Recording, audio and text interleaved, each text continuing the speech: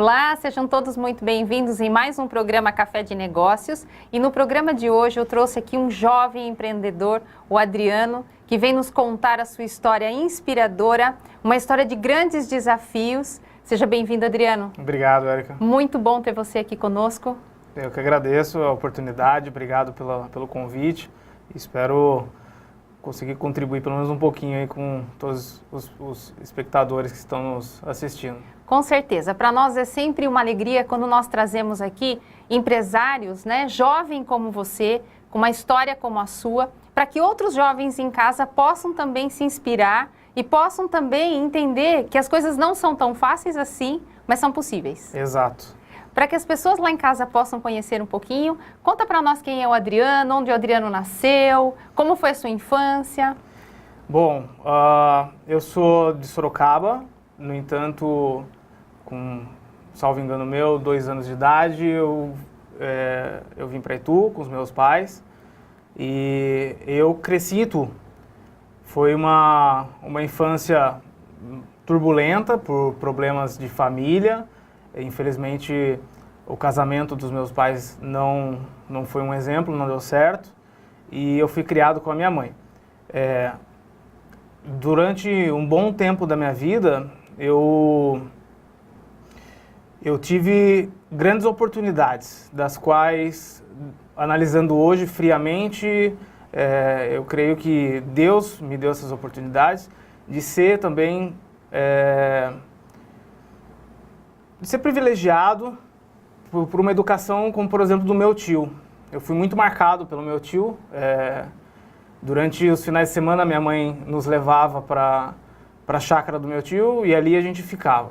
E o meu tio, ele me marcou muito porque, além de substituir o papel do meu pai,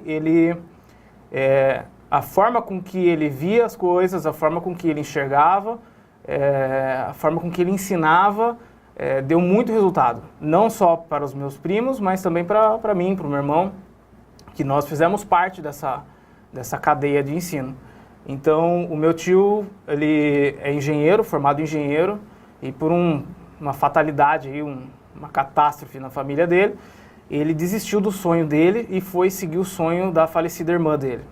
Então, hoje ele tem uma escola, ele sempre foi muito cabeça aberta, sempre para frente, muito trabalhador, muito batalhador, e a forma com que ele vivia, ele nos passava, às vezes, nos pequenos detalhes dentro da casa. Então a gente tinha algumas obrigações, nós tínhamos responsabilidades, nós, obviamente, brincávamos muito, aprontávamos muito, só que sempre tinha, talvez, uma essência de ensinamento. Então, o meu tio, ele já, desde quando nós éramos pequenos, ele nos ensinava a mexer com ferramentas, a desmontar brinquedos, a remontar os brinquedos, a experimentar coisas diferentes. E a minha mãe também, graças a Deus, teve essa visão. Eu sempre fui um garoto muito curioso, muito inquieto, muito questionador. E quando eu via alguma coisa, eu queria entender de A a Z como aquilo funcionava. Eu era um dos maiores leitores de Barça, para quem lembra da Barça. Nossa, Barça! A enciclopédia Barça, minha mãe teve essa oportunidade de comprar, eu lembro que eram parcelas que ela pagava. Viu, era só rico que tinha Barça. Aliás, as famílias eram definidas dessa forma, a classe social, né? Quem tinha Barça e quem não tinha Barça, né? Não era tanto o nosso caso, né? A gente não tinha um padrão de vida bom. Legal. Infelizmente, a minha mãe, ela teve que ralar muito para nos cuidar, mas ela sempre investiu muito, não só em tempo, mas também em dinheiro, em estudos pra gente, tudo que ela poderia proporcionar, seja esportes, tudo que eu queria, ela dava um jeito, ela ralava para fazer o negócio acontecer, e quando eu me via, eu tava lá. Só que eu fui descobrir depois de velho, eu tenho um problema, tudo na vida, né? Você tem os pontos positivos e negativos de qualquer atitude. E eu sempre fui um garoto que começava algo quando eu atingia certos desafios, eu perdia total interesse. Eu não queria mais. Eu queria outra coisa. Aí eu começava do zero, gargava, forma errada de falar, eu galgava alguns degraus, e quando acabava o desafio, eu perdia o total interesse, eu queria outra coisa. Isso foi dentro de esporte, dentro de curso. até profissionalmente falando, eu comecei a trabalhar muito cedo, eu trabalhava meio que escondido, porque minha mãe não deixava, porque ela tinha muita preocupação, eu fazia aquários. O pouco contato que eu tive na infância com meu pai sempre gostou de aquários, e eu admirava sempre, óbvio, meu pai, e eu queria também gostar de aquários. Então eu comecei a estudar a respeito de peixes, e eu vi que eu tinha habilidade, eu ia na vidraçaria, que eu não me recordo o nome, inclusive a vidraçaria fechou aqui em Itu. Vidraçaria São Luís? Isso. Que era do meu tio. Nossa, olha a coincidência, olha como são as coisas. E era seu tio que me atendia. E eu não lembro o nome do rapaz, que sempre um sorriso no rosto, isso me marcou muito, que era ele que, seu Zé, talvez? Talvez. Que fazia os cortes dos vidros. E eu, desde aquela época, eu já fazia projeto, eu vendia para um distribuidor de aquários, que era daqui de Itu, fazia aquaterrário. E eu fiquei... Você estava com quantos anos, Adriano? 13 anos. 13 anos. 13 anos eu já fazia isso. E eu lembro que o dinheiro que sobrava eu já corria no Periscope para fazer mais anúncio. Então já tinha uma veia empreendedora? Já. Eu analisando hoje, eu vejo que sim. E logo em seguida, por exemplo, eu sempre me fuçando, estudando muito. Eu me dei bem na informática, no ramo da informática. E com 14 anos, não sei para quem lembra, mas eu dava aula na People de montagem e manutenção. Eu fui tipo o aluno mais novo, o professor mais novo lá da aula. Fiquei mais ou menos 1 ano e meio dando aula lá. Aí caiu naquela, perdi o interesse, porque para mim já virou mesmice, eu não queria mais. Só para abrir um parênteses, você sabe por que isso acontece? Honestamente, não. Vou explicar para você e para o pessoal lá de casa que muitas vezes passa pela mesma situação. Todos nós temos um nível de competência. E quando a nossa competência ela atinge o máximo daquilo que o ambiente está nos oferecendo e a gente não vai galgar novos desafios naquele momento, a gente entra no ciclo da procrastinação ou da frustração. É o caso de você, por exemplo, muitos executivos, né, eles se aposentam e têm um sonho de consumo de morar lá em Fernando de Noronha, por exemplo. Por que ele fica uma semana, tá muito bom, na segunda semana ele tá vendo os golfinhos, na terceira semana ele já tá brigando com a esposa, na quarta ele quer vir embora? Porque o nível de competência para ele é alto, só que o que o ambiente oferece para ele é baixo. Então, com certeza, o seu nível de competência, ele é muito alto somente para a atividade que estava sendo oferecida para você naquele momento. E a sensação que eu tinha era essa, eu entrava meio com um desespero de eu tenho que sair disso, eu não aguento mais. Isso mesmo. Eu rompia contratos, eu sempre fui, inclusive, taxado como, o Adriano é o chutador de baldes. A partir do momento que eu não tenho mais interesse, eu não quero mais continuar. Então, assim, passado um bom tempo, depois das aulas na People, eu continuei fazendo alguns trabalhos pontuais, vendia carrinho de rolemã, não em volume grande, mas sempre me envolvendo com essas coisas. E eu não fazia nada por dinheiro. Eu fazia... Era gostoso receber meu dinheirinho, claro, mas eu fazia por querer... Eu me senti importante em solucionar o problema de alguém. Legal. A necessidade de alguém. Eu sou...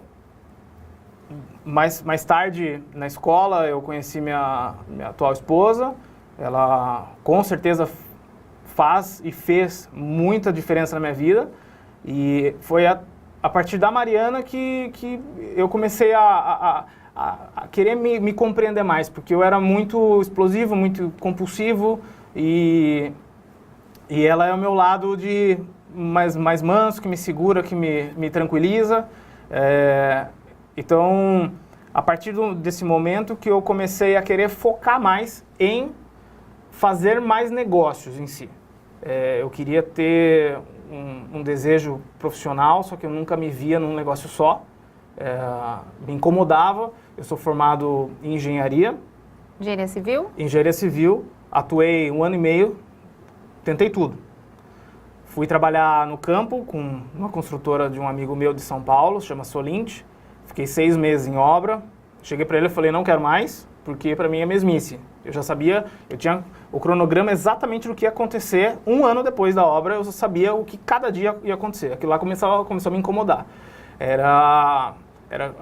Eram momentos que eu não me aceitava a chegar depois do almoço e ficar olhando o relógio para ver que horas ia dar, porque que horas eu poderia ir embora. E além de eu não ser mais produtivo, eu decidi dar um basta. Aí eu falei, poxa, dentro da rede de engenharia civil, eu abri meu escritório aqui na avenida do lado do Plaza Shopping Itu, fiquei também 1 ano e não quis mais também. Certo. Não pelas dificuldades, mas pela rotina. Isso, logo em seguida, eu atento ao mercado e graças à oportunidade que eu tive dentro do aeromodelismo, que eu tive uma carreira profissional dentro do aeromodelismo, eu tive contatos internacionais e um dos contatos, ele chama Ido Segev, ele é de Israel, do qual hoje eu ainda mantenho amizade. Ele falou, Adriano, você que gosta tal, poxa, preciso te mostrar um ramo que a gente está começando a mexer, que eram os drones. Os primeiros drones, isso foi em 2011, não se falava nada a respeito disso. E, óbvio, eu já cresci o olho em trabalhar com isso. Por quê? O meu amigo da Solint, ele falou, Adriano, não tem como você colocar dentro do seu aeromodelo uma câmera e você voar em cima dos galpões para me dar foto, porque é muito caro, é muito custoso contratar um fotógrafo com helicóptero. E eu vi naquilo uma oportunidade, eu sempre gostei de desafio. Inicialmente, a oportunidade que eu vi era de realizar a necessidade dele, não pensando em dinheiro. Mas a gente foi lá, resolveu, eu coloquei no helicóptero. E, por fim, depois saí fazendo umas fotos, inclusive, daqui de Itu, isso em 2012. Abri uma página chamada Itu por Cima, tá abandonada a página, nunca mais mexi.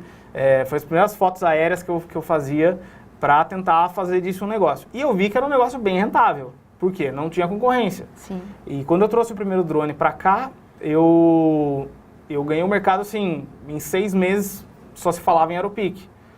Atendi grandes produtoras, hoje das quais são referências para mim, grandes diretores, que hoje, graças a Deus, ainda tenho a oportunidade de trabalhar junto. Às vezes eles me chamam, não só mais pro drone, mas também pro lado da produção, que eu também me especializei. E aquilo, para mim, foi o meu primeiro negócio, se assim eu posso dizer, de sucesso. Em 2015... Então, eu vou pedir para você aguardar um minutinho e segurar essa informação para nós. Nós estamos aqui com o Adriano, um grande empresário, e nós voltaremos no próximo bloco para eles nos contar, então, o que aconteceu em 2015, que deve ter sido a grande virada da carreira dele nessa área, né, do drone, do Aeropeak. Eu espero você!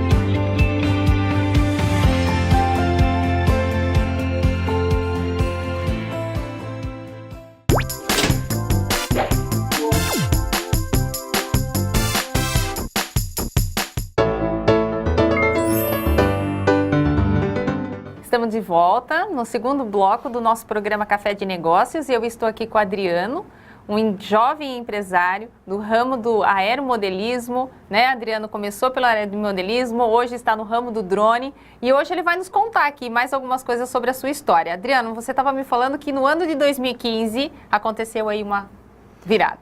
Sim, eu peguei uma fase muito boa do mercado de drones, porque não se tinha tanta concorrência e também não se tinha tanta tecnologia. Hoje os drones voam praticamente sozinhos.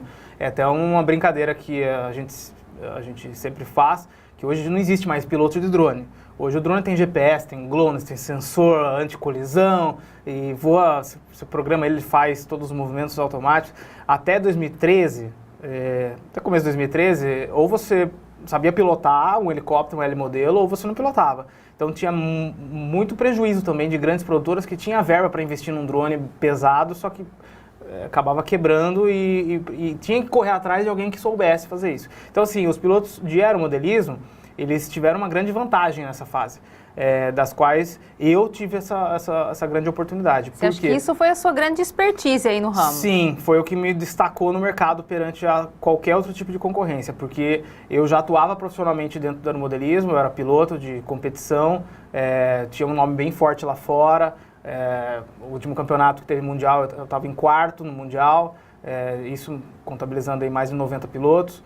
Então, assim, todo esse empenho que eu tinha no aeromodelismo, que eu treinei muito mesmo, para mim não tinha dia, era domingo a domingo, sol, chuva, doente eu ia treinar, porque eu tinha um foco, eu queria ser o melhor piloto, eu tinha esse sonho e eu corri atrás disso. Você acha que o foco é extremamente fundamental para quem quer ter sucesso, Adriano? Sim, um foco que seja realizável, né? Não adianta a gente sonhar com coisas que... Eu acredito que possa ser atingível qualquer coisa. Só que tem coisas, por exemplo, que eu acho que acaba sendo perda de tempo a gente correr atrás. Às vezes nós temos outras habilidades que são jogadas fora em prol de um sonho inatingível. Diante do tempo que nós temos, né? Que tempo é uma coisa que não volta. Não volta. Então, depois desse boom que deu do drone, eu vi uma possibilidade também de entrar nesse mercado. Por quê? Eu olhava outras situações que eu olhava e falava, peraí, mas eu consigo fazer melhor. Melhor. Eu, sempre fui muito técnico, muito minucioso, detalhista. Analítico? Total. Eu gostava de entender exatamente o porquê das coisas. Então, quando eu tinha a oportunidade, que eram muitas, de estar perto de pessoas grandes do ramo, eu colava nas pessoas e ficava sugando informação. Tipo, por que você está fazendo isso? Por que você escolheu isso? Por que você alterou isso? Por que não sei o quê? E sempre os porquês. E só absorvendo.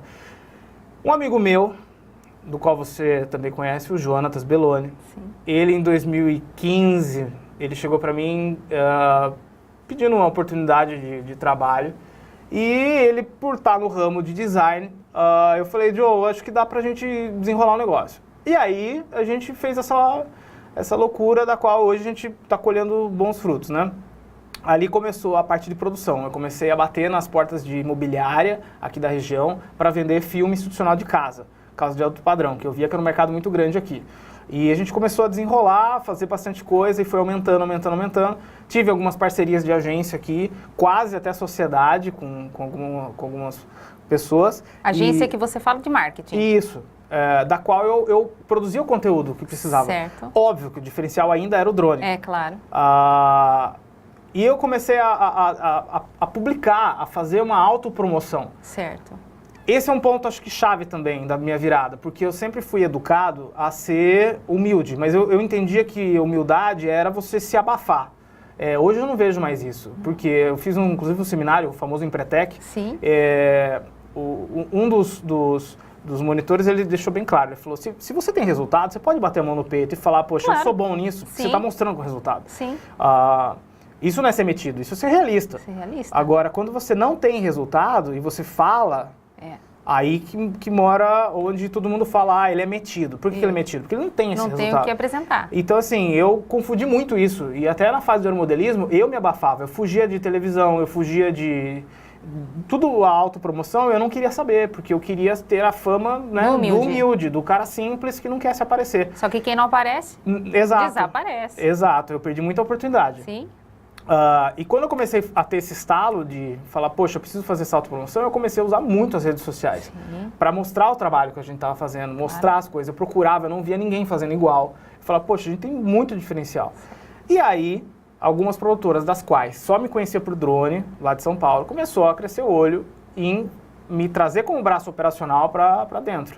Então, hoje nós atendemos, estamos com parceria, até sociedade, praticamente quase uma sociedade dentro de uma produtora grande lá em São Paulo, que nós desenrolamos a maior parte de produção publicitária, comercial de TV, documentário, todas essas coisas.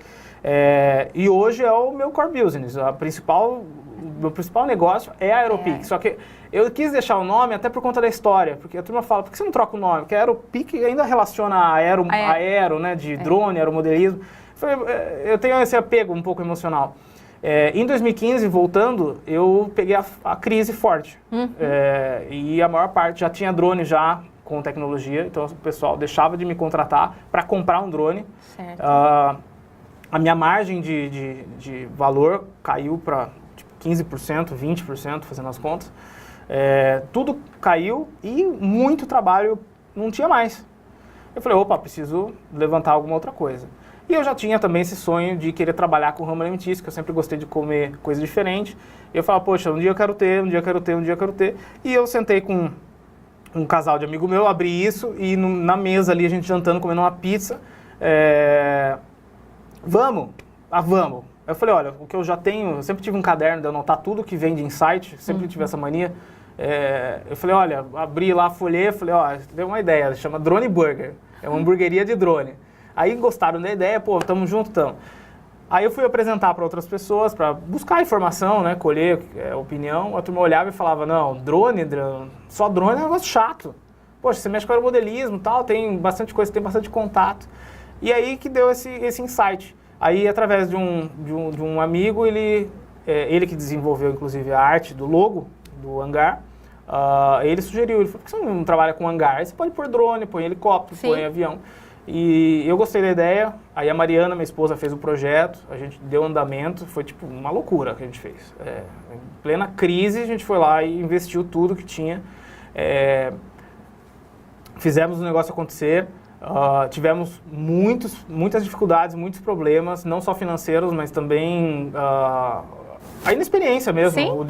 Não conhecer o ramo. Não, tava entrando numa área totalmente nova. Totalmente nova, Sim. distinta, mas eu encarava aquilo como um desafio. Certo.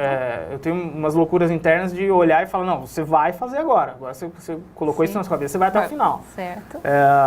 E aí, logo de cara, quando a gente abriu, infelizmente, tivemos uns problemas internos, a sociedade não deu continuidade, isso para mim foi muito, muito difícil. Passei por um período, sabe, bem complicado mesmo, emocionalmente falando, Sim. porque eu tinha muita amizade. Hoje a gente tem ainda amizade. Enfim, hoje estamos indo para 3 anos aí do hangar, que é um outro ramo. Onde ainda me caem os cabelos, envolve bastante trabalho, muitos desafios. E a mão de obra, né, Adriano? Eu acho que as pessoas também... Exato. Hoje, um braço da Aeropeak, que nós fabricamos robôs de inspeção, também foi uma oportunidade que eu vi, eu como engenheiro, e hoje eu tenho o Cristiano, que é um braço direito meu lá, que me ajuda a desenvolver todas as coisas. Infelizmente, por conta dessa catástrofe dos rompimentos das barragens e dejetos, para a gente está sendo, né, uma oportunidade de negócio, a gente está abrindo bastante mercado lá com os robôs de inspeção, que é também dentro da Aeropeak, que eu denominei Aeropeak Robotics. Também fui convidado para fazer sociedade com uma mídia televisiva, ficam dentro de pontos comerciais estratégicos, que é a Pop Media. Hoje a gente também está nessa correria. Então, eu paro para pensar, eu falo que eu não cuido de negócios, eu não cuido de pessoas, eu cuido praticamente de pessoas. Porque sem essas pessoas eu não consigo fazer nada. Se analisar friamente, eu mesmo eu não faço nada. Sim. Eu me preocupo em fazer a roda girar, unindo o ponto positivo das pessoas para agregar uma às outras, mantendo uma boa harmonia, uma boa sinergia entre a equipe, entre as pessoas que estão ali comigo, fora as pessoas que estão conectadas com a gente indiretamente. Certo. Fornecedores, distribuidores, stakeholders. Exato. Todos. Então, são muitas pessoas que estão envolvidas para que aquilo aconteça. Exato. Então, eu já tive um momento de querer fechar o hangar. Eu já tive um momento de querer fechar a produtora. Eu já tive um momento de chutar o balde e falar, não quero mais nada. O que me fez continuar foi eu olhar para tantas pessoas que estão ligadas aos negócios e falei, não, é muito egoísmo da minha parte encerrar uma atividade porque eu estou passando alguma dificuldade, porque eu não estou conseguindo gerir tal problema. E pelo contrário, o que eu escuto muito, né? A maior dificuldade da vida são as pessoas. Puxa, como é difícil lidar com funcionário. Como é difícil, todo mundo reclama das pessoas. Mas eu aprendi isso vendo um teaser do Érico Rocha, no Facebook, inclusive. Ele falou, entenda que o ponto negativo, ele também pode ser o extremo ponto positivo. Positivo, sim. Se você souber lidar. Sim, exatamente. Então eu vejo assim, todo mundo reclama de pessoas e eu tento focar em pessoas. Sim. Se eu conseguir ter essa habilidade, da qual é a minha luta, exatamente. Luta comigo mesmo, tá? Sim. Porque eu também tenho os meus toques, eu também tenho as minhas dificuldades. Não é fácil conviver comigo. Então... Falei hoje isso, que não é fácil conviver comigo. Exato.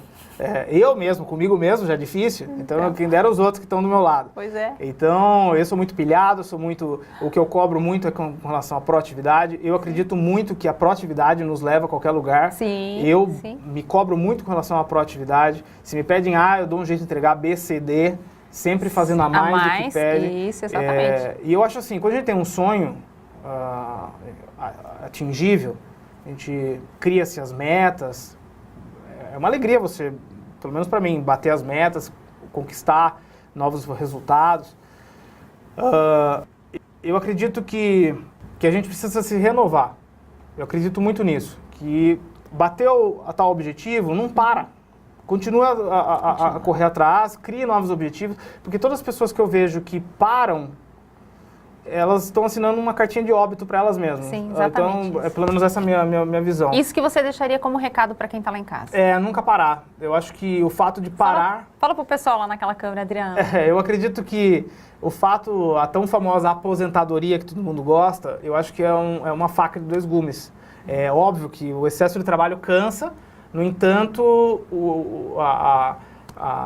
qual seria a palavra? A ociosidade, ela é um atestado de óbito ali a longo prazo, que é um custo muito alto para se pagar, do qual eu não desejo a ninguém. Eu conheço várias pessoas que continuaram e vivem 90, 92 anos. Tem uma pessoa famosa aqui da região que eu ouvi da boca dele. Ele falou, daqui uns 10, 15 anos eu estou investindo naquela área, porque daqui uns 15 anos eu vou conseguir. Você para a pessoa e fala, onde o cara tá? Entendeu? É a cabeça, né? Exato, então é isso. Adriano, olha, foi um prazer ter você aqui. Eu que agradeço, obrigado. A gente poderia ficar aqui horas falando, que tem muita história para contar, Imagina, né? Tem muita coisa para dividir com o pessoal lá de casa. Você começou a entrevista falando da referência, que era o seu tio, né? Sim. E eu queria que você hoje encerrasse dizendo quem que você agradeceria por tudo que o Adriano aí se formou, para quem o Adriano é. Aproveita para agradecer quem você quiser. Primeiramente, sem sombra de dúvidas, a minha mãe, que batalhou pela gente, que nunca abandonou, nunca deu o braço a torcer, sempre me mostrou, me ensinou que em alguns momentos da vida nós temos que engolir alguns sapos, mas trabalhando, fazendo tudo de forma honesta, de forma justa, a gente vai colher bons frutos. Segundo lugar, obviamente, toda essa parte de criação do meu tio, dos meus tios em si, né, dos meus avós, que foram essenciais aí para manter a sensação de família unida. Agradeço muito a Mariana, minha esposa, da qual convive comigo, me auxilia. Enfim, ela é uma mulher exemplar, da qual eu fico até sem palavras, porque eu agradeço a Deus todos os dias pela esposa que ela é para mim. Eu agradeço muito, eu amo muito a vida de todos vocês e gratidão. Gratidão define tudo isso. Adriano, muito obrigada. Eu que agradeço. Tenho certeza que o pessoal lá de casa ficou encantado com a sua história. Aproveito para convidar o pessoal para conhecer o hangar, fica o que é maravilhoso. Não tem como não comer no hangar, né? E conhecer um pouco mais sobre os drones. Sim, estou à disposição. Pessoal, obrigada. Nos veremos no próximo programa. Tchau, tchau. Tchau.